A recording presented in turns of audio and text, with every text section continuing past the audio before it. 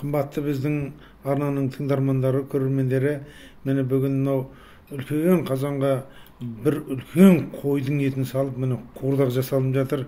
Па шіркін ауылда осындай қара қазанға салып, астына ағашпенен жағып, міне не деген керемет. Бір әуесіңіз келеді, отыра қалып, қосылып жегіңіз де келеді. Мынау Қазақстанды жан жақты суалып жатыр. Соған Алла тағала елімізге сабыр берсін деп, мынау менің ислам досым өз қолынан өзі міне жасап жатыр қуырдақты. Қандай керемет. Тек ет, май, сүйек. Міне қараңыздаршы, қандай керемет. Міне қуырдақ деп осыны айту керек.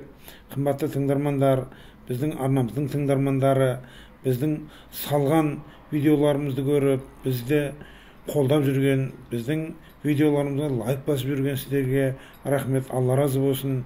Еліміз аман, жұртымыз тыныш болсын.